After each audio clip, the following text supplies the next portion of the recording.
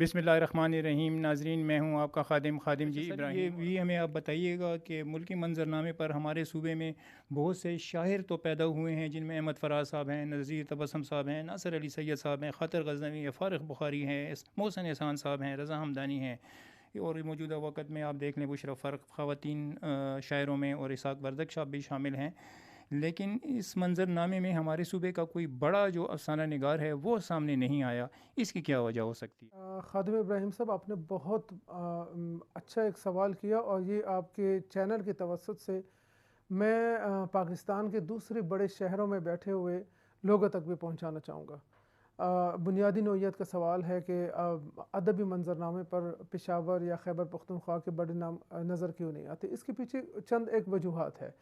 ایک تو یہ ہے کہ ہمارے پاس کوئی بڑا رسالہ نہیں ہے جس کی توسط سے ہمارا جو تخلیقی ادب ہے یا تنقیدی یا جس صورت میں بھی ہے وہ دوسرے شہروں میں بیٹھے ہوئے ادب کے قارئین تک پہنچے۔ اس کے علاوہ ایک بڑی وجہ کہ کوئی ایسا پبلشر نہیں ہے جس کی سرکولیشن پاکستان میں ہو یا پاکستان کے بڑے شہروں میں ہو، اور وہاں تک یہاں سے اگر کتاب چھپیں تو وہاں پہ بیٹھے ہوئے لوگوں تک ہماری کتاب پہنچ سکے۔ لیکن جو مجھے ایک گلہ ہے وہ یہ ہے کہ جو بڑے شہروں میں بیٹھے ہوئے ناقدین ہیں جو تنقید لکھتے ہیں وہ توجہ نہیں دیتے۔ اگر ان تک ہم کتاب پہنچاتے بھی ہیں تو جب وہ لکھتے ہیں یا اپنی کوئی رائے یا کوئی مضمون، تو وہ ہمارے لوگوں کو کم سے کم جگہ دیتے ہیں یا بالکل نہیں دیتے۔ تو میں سمجھتا ہوں کہ یہ حق ہے ہمارا بھی ان پہ کہ اگر تخلیقی کام کسی بھی سطح پہ کسی بھی علاقے میں ہو رہا ہو تو ایک ادب کا جو ناقد ہوتا ہے، جو لکھنے والا ہوتا ہے، اس پر ذمہ داری بنتی ہے کہ وہ تمام خطوں سے، تمام علاقوں سے ادب کے نقطہ نظر کو سامنے پیش کر سکے کہ کسی ایک موضوع پہ اگر بلوچستان کا تخلیق کار ہے وہ کیا سوچتا ہے، پنجاب کا کیا سوچتا ہے، سندھ کا کیا سوچتا ہے، خیبر پختونخوا کا ادیب کیا سوچتا ہے، تو یہ تمام پہلو ہونے چاہیے، لیکن بدقسمتی سے ہوتا نہیں ہے۔ جو سینٹر میں بیٹھے ہوتے ہیں اور جو ان کے حلقے احباب میں ہو تو ان کا ذکر خیر تو ہو جاتا ہے، لیکن یہاں کے ادیبوں کو عموماً نظر انداز کیا جاتا ہے۔ میرا خیال یہی ہے، اور یہ میں چاہتا ہوں کہ ان تک یہ بات ضرور آپ پہنچے۔ کی بات سے اتفاق کیا جاتا ہے، کیونکہ اگر اس وقت دیکھیں تو پاکستان کرکٹ ٹیم میں زیادہ تر کھلاڑی جو ہیں وہ ہمارے صوبے کے ہیں، ہاکی میں بھی بڑے رہے ہیں، پھر جہانگیر خان کو دیکھ لیں آپ، جان شیر خان کو دیکھ لیں، تو انہوں نے بڑا اپنا نام پیدا کیا ہے، بڑے پاپولر ہوئے ہیں، لیکن اس لیول کے اوپر کوئی افسانہ نگار جو ہے وہ کے پی کے سے سامنے نہیں آیا۔ سر، کیا آپ سمجھتے ہیں کہ آج کل جو ہے وہ آئی ٹی کا دور ہے، تو انفارمیشن ٹیکنالوجی کے اس دور میں افسانہ لکھنے اور پڑھنے والوں کی تعداد میں کچھ کمی پیشی ہوئی ہے یا نہیں ہوئی ہے؟ کی بات پھر میں سمجھتا ہوں کہ بڑی ویلڈ ہے کہ انفارمیشن ٹیکنالوجی کا دور ہے، موبائل کا دور ہے، تو افسانے کا قاری کتنا متاثر ہوا ہے اور اس میں اضافہ ہے کہ کمی ہے۔ میرا خیال ہے کہ اس حوالے سے دو طرح کی رائے پائی جاتی ہیں۔ ایک تو بالکل نفی کرتے ہیں کہ آج نہ تو اچھا افسانہ لکھا جا رہا ہے اور نہ پڑھا جا رہا ہے۔ میں ذاتی طور پہ اس رائے سے اختلاف رکھتا ہوں، کیونکہ اگر افسانہ بالفرض نہ لکھا جاتا تو آج دنیا بھر کے جو دنیا بھر سے جو اردو رسائل نکلتے ہیں تو آپ دیکھیں کہ کوئی بھی رسالہ آپ کو افسانے کے بغیر نظر نہیں آئے گا۔ دوسری بات یہ ہے کہ افسانے کے خاص نمبر شائع ہوتے رہتے ہیں۔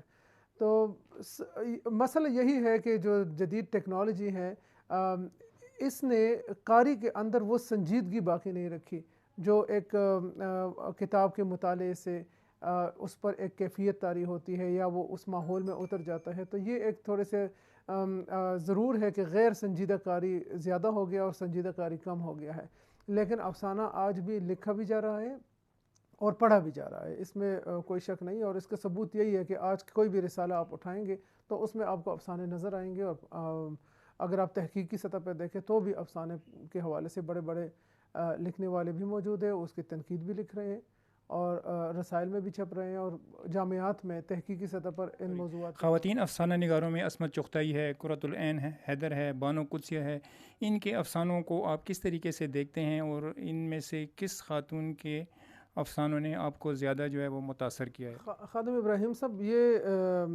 سوال تقریباً ہر انٹرویو میں پوچھا بھی جاتا ہے، کسی بھی شعبے میں ہو اس شعبے سے متعلق۔ آپ کا سوال میرے خیال میں خواتین سے مخصوص ہے، خواتین کے حوالے سے۔ تو ایسا ہے کہ ہر ایک لکھاری کا اپنا ایک رنگ ہوتا ہے، اس کے موضوع برتنے کا اپنا ایک انداز ہوتا ہے۔ تو اگر آپ عصمت کو لے لیں یا قرۃ العین حیدر کو لے لیں یا ممتاز شیریں کو لے لیں، کسی کو بھی، تو ان کے ہاں ایک آپ کو نیرنگی نظر آتی ہے۔ اور اگر عصمت کے ہاں ایک افسانہ اچھا ہے تو قرۃ العین حیدر کے ہاں بھی آپ کو 2 افسانے اچھے مل جائیں گے۔ تو میں تو سمجھتا ہوں کہ میں پڑھتا ہوں، خواتین افسانہ نگار کو بھی پڑھتا ہوں، اور جو دوسرے لکھاری ہیں ان کو بھی، نئے کو بھی پڑھتا ہوں، پرانوں کو بھی پڑھتا ہوں، اور کوشش کرتا ہوں ہر ایک سے کچھ نہ کچھ سیکھوں۔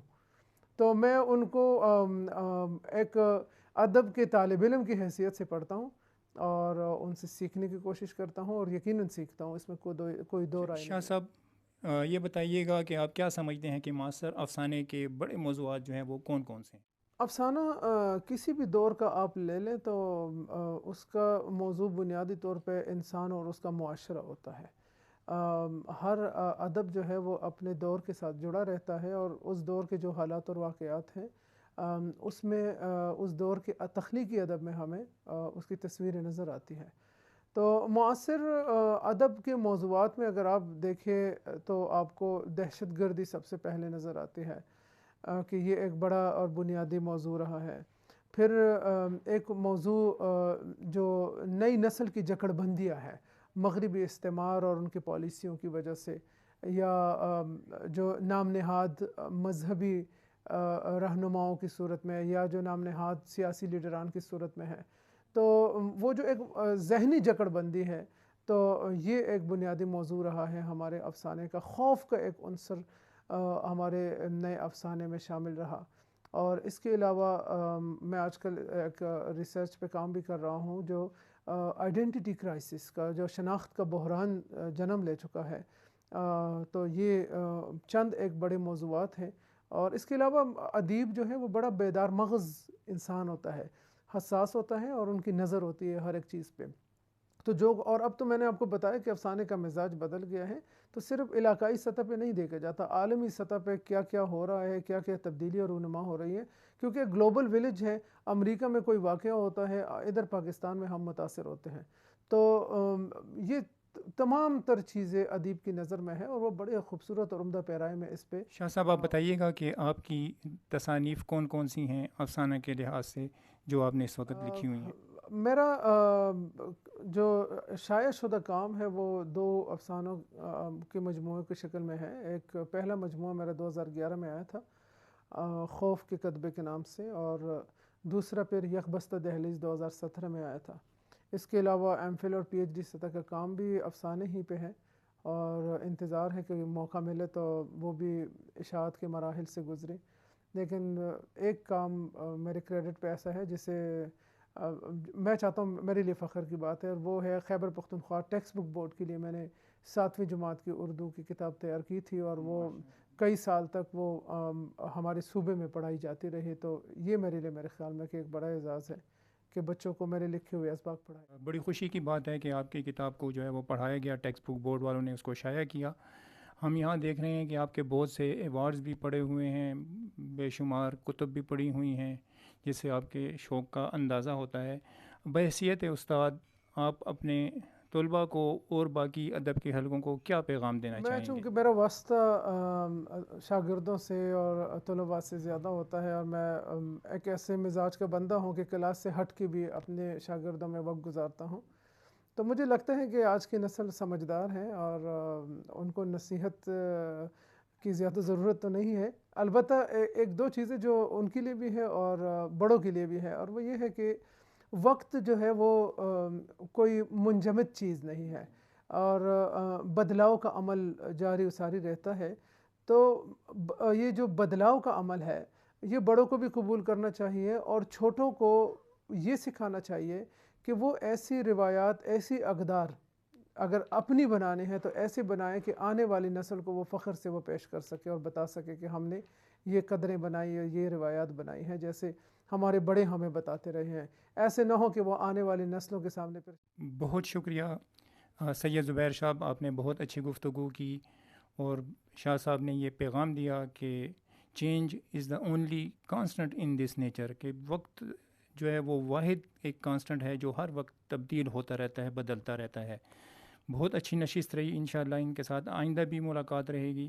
اس وقت آپ سے اجازت چاہتے ہیں، اور شاہ صاحب آپ کا بہت بہت شکریہ کہ آپ نے ہمیں اتنا ٹائم دیا اور ہم اتنی اچھی گفتگو کی، اور یقیناً ہمارے چینل کے لوگوں کے لیے، ہمارے ناظرین کے لیے یہ ایک بہت ہی مفید نشست ثابت ہوگی۔ آپ کا بہت اور بہت شکریہ عرفان سر۔ کا بہت شکر گزار ہوں، اور آپ کے چینل دیکھنے والوں تک ضرور یہ پیغام پہنچاؤں گا کہ ادیبوں کے لیے میرے خیال میں ایسا ایک پلیٹ فارم پہلی دفعہ آپ نے یہ کوشش کی ہے، تو ضرور اس میں خادم ابراہیم اور عرفان کے ساتھ تعاون کریں۔ یہ میرا میسج ہے میرے ادیبوں کے لیے جو اس شہر کے ہیں، اور اپنا ادب کسی نہ کسی صورت میں ضرور باقی علاقوں تک، باقی خطوں تک پہنچائے، اور یہ پلیٹ فارم انہوں نے مہیا کیا ہے، تو آپ ان کے ساتھ ضرور تعاون کریں۔ بہت شکریہ جی، اپنا اور اپنوں کا خیال رکھیے گا۔ اللہ حافظ۔